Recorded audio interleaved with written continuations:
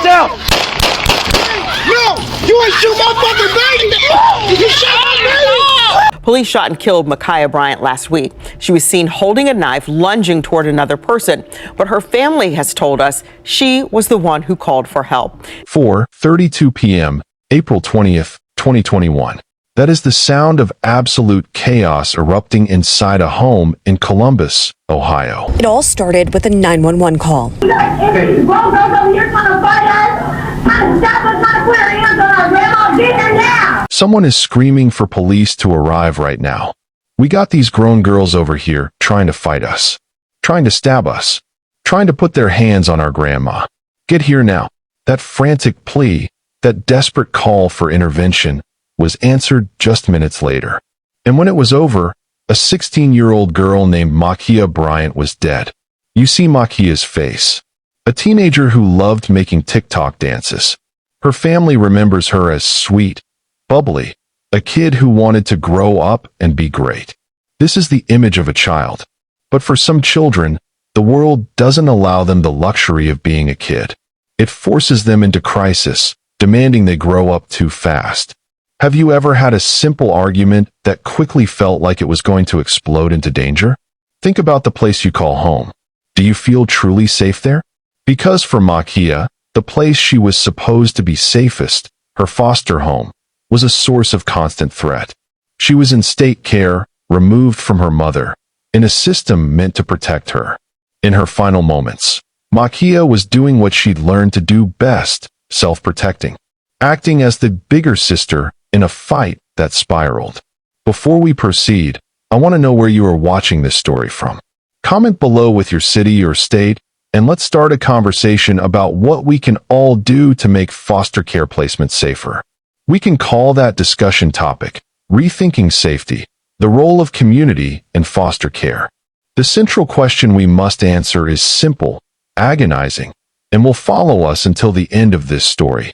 When a child calls for help, why does the help that arrives end her life? You need to watch this until the end, because I'm going to give you two powerful, life-saving security tips that change how you approach personal safety in high-stress situations. Ma'Khia lived at 3171 Legion Lane. Reviewing the records shows this foster home was not an isolated incident. Since 2016, that single address had required police intervention at least 29 times. 16 of those calls were for children running away. This was not a haven. This was a crisis generator. And Ma'Khia was trapped inside. Welcome to True Crime Footprint, where we unveil the darkest mysteries and the most terrifying true crime tales. Kindly hit that like button, subscribe to this channel, and turn on the notification bell so you never miss any of our new stories. Your support keeps these stories alive. Ma'Khia's path through the foster system was defined by constant relocation. She and her siblings were removed from their mother's custody in 2019. After spending time with their paternal grandmother, she landed at the Legion Lane house just 5 months before the tragedy. This home was run by a foster family tasked with providing safety. But the records paint a different picture entirely. Her mother, Paula Bryant, argued publicly that the institutions responsible for her daughter had failed her. The facts support that. Ma'Khia was one of 20 children who died while in the care of Franklin County Children's Services, FCCS, since 2015. The agency understood that children entering care often exhibit behaviors stemming from previous trauma. They knew police calls were common, even required, for issues like running away. But the institutional failure here is specific. They put vulnerable, traumatized youth into a location with a documented history, a high-risk setting that repeatedly required law enforcement intervention. This was not a secure place. This was a continuous crisis zone. When an agency is specifically tasked with the care of children, and they place them in a home where the police have been called nearly 30 times in 5 years, what does the word protection actually mean? Less than a month before the shooting, Ma'Khia's own sister, Jania, was so distraught she reportedly called the police, threatening extreme violence unless she was moved out. This confirms the volatile, pressurized environment they were forced to inhabit. The home on Legion Lane was not an isolated incident. It was a chronic site of conflict the agency chose to maintain. The system, sworn to be the ultimate guardian, was instead the architect of the instability that necessitated police intervention. The system, tasked with protection, positioned the child for danger. The system, meant to offer refuge, provided a site of escalating conflict. The stability of Ma'Khia's placement was already collapsing, but the match that finally set off the explosion was not a life-altering threat.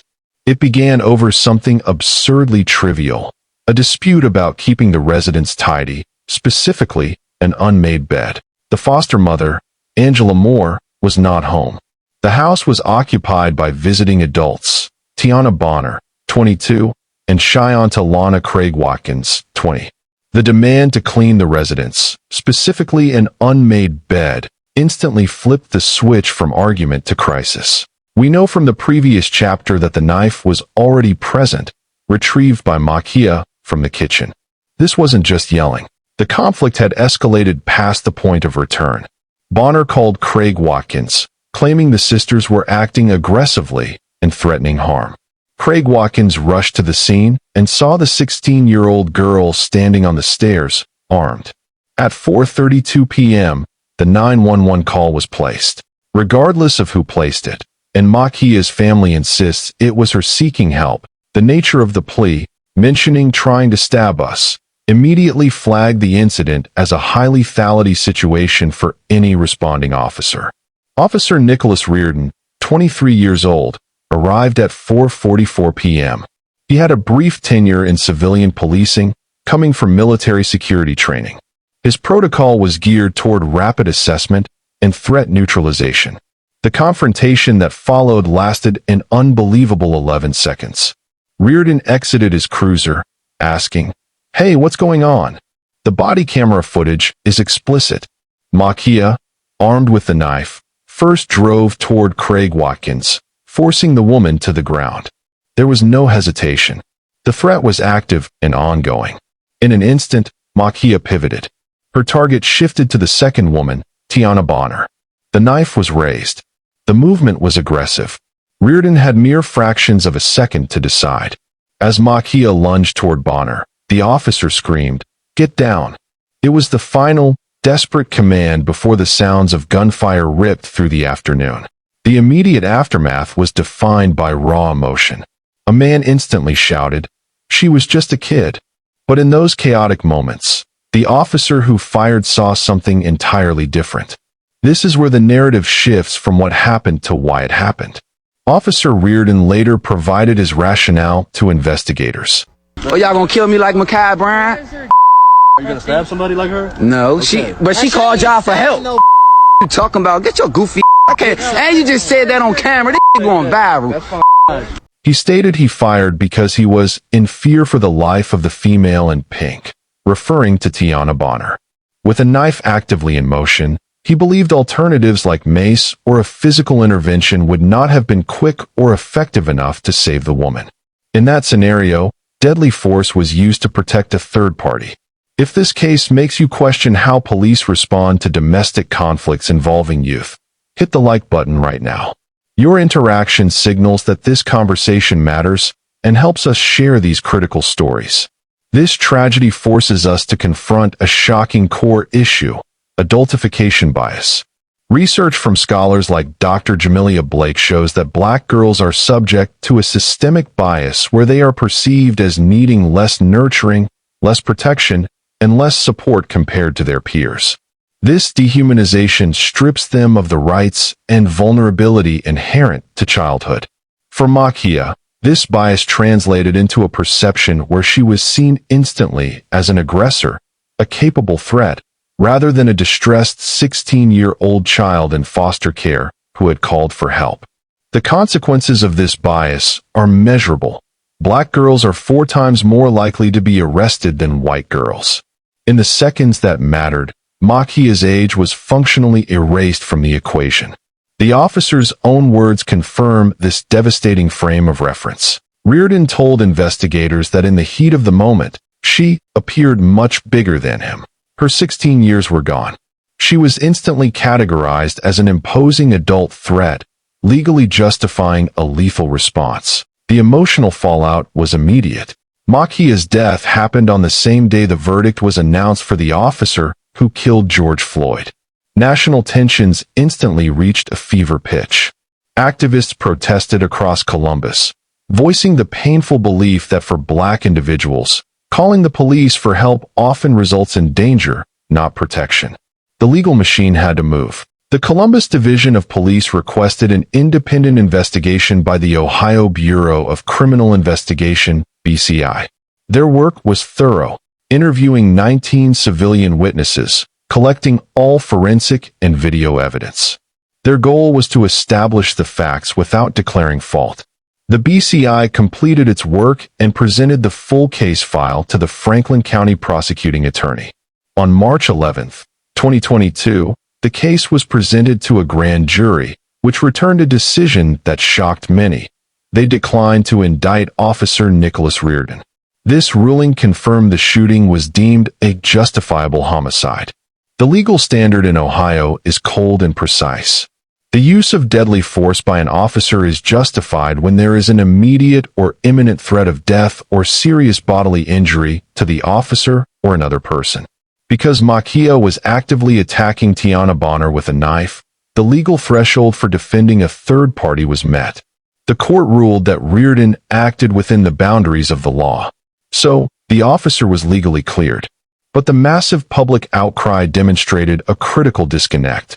The law may have provided an answer for Reardon, but it did not provide justice for Ma'Khia. Her death was ruled a homicide at the hands of another, yet no criminal intent was found. The criminal investigation had reached its endpoint, but the silence following the grand jury decision was deceptive. The tragedy was so stark, so visible, that it forced the powerful institutions responsible, the police department and the state foster care system, to acknowledge that their underlying policies, not just one officer's actions, were profoundly flawed. For the first time today, we are hearing from the attorney representing the family of Ma'Khia Bryant. Several members of Ma'Khia's family were there as the attorney made a call for 2 federal investigations. Words can't even explain how I feel right now that I had to bury my beautiful daughter.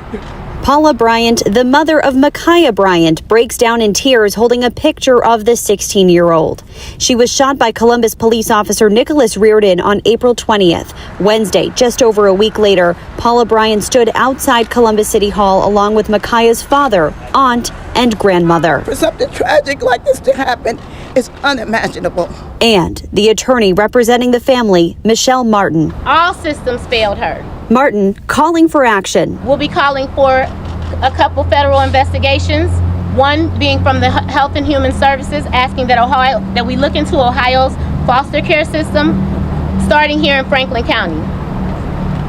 We're also going to be calling for a Department of Justice investigation into the shooting. Ma'Khia was in foster care at the time of her death. We still don't know the circumstances surrounding why she was in foster care. At this point in time, I will not be offering up that information. However, as the investigation is ongoing, the story of how Ma'Khia Bryant was placed in foster care and remained in foster care, what we believe too long, will unfold. In body camera video, on April 20th, Ma'Khia lunges towards another woman with a knife right before she was shot. I hear the anger of those who want to make the counter argument of what happened in that moment. But if you aren't angry about why this happened, if you're not angry about why this continues to happen, then you are truly the problem. The Ohio Bureau of Criminal Investigation is investigating the shooting and had no update today. Columbus police say they do not have any further comments regarding the case. What I can say is when officers are faced with someone employing deadly force can be the response the officer gives. This never should have happened. She's a loving girl. My daughter dispatched the Columbus police for protection, not to be a homicide today. Paula tells me the 2 last saw each other on Thursday. We hugged each other. She said, "Mommy, I made honor roll." And she said, "Mommy, I'm looking forward to coming home." That homecoming won't happen. Ma'Khia Bryant's death became a painful, unavoidable catalyst. The tragedy was so compelling that the city of Columbus and the police division requested a comprehensive review from the U.S. Department of Justice, DOJ.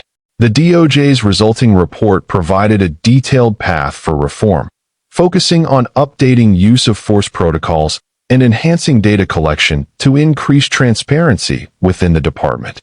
But the most significant policy shifts targeted the system that failed her first, child welfare.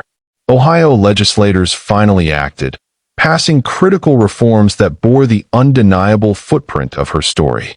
House Bill 50 was successfully passed, which extended essential support services for youth transitioning out of foster care from age 18 to age 21.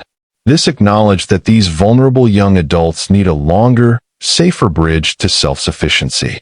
Furthermore, House Bill 110 mandated concurrent permanency planning, aiming to ensure children do not remain indefinitely in unstable, temporary placements, thereby reducing the chronic instability that defined Ma'Khia's last months. Her life was cut short at the collision point of a child welfare system that failed to protect her and a law enforcement model that was unable to de-escalate her crisis. But these reforms, these changes to law, are her legacy. They stand as a lasting, tragic life lesson. We promised you 2 powerful tips to change how you approach personal safety in high-stress situations. Here they are. De-escalate, then call. In any domestic conflict, if a person is threatened, prioritize moving the person or yourself to safety before authorities arrive.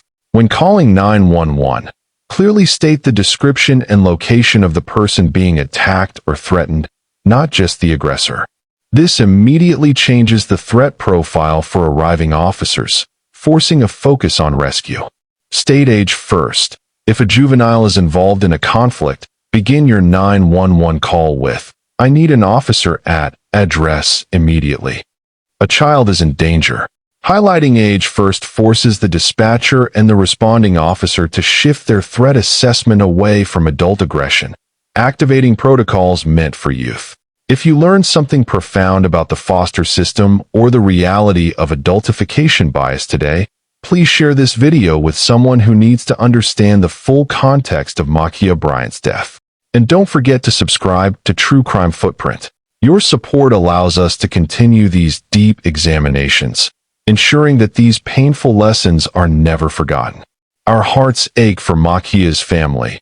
Words feel inadequate, but please know you are held in deepest sympathy and prayers. May you find strength and comfort in the memories of Ma'Khia. Thank you for watching, for your attention, and for joining us on this journey of reflection. Stay informed, stay vigilant, and above all, stay safe. See you on our next video.